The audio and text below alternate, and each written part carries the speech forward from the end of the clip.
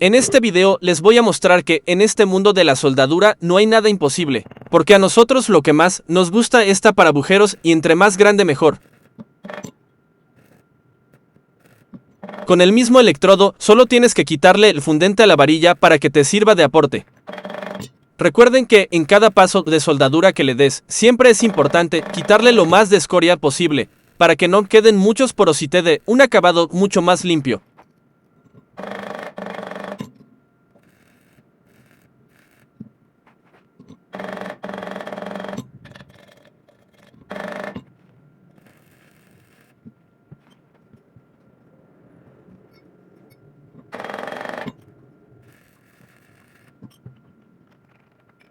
Ya que termines, dale una pasada con un disco ya usado para quitarle lo duro, después con un disco nuevo, así los discos te duran un poquito más y es más fácil darle el acabado liso.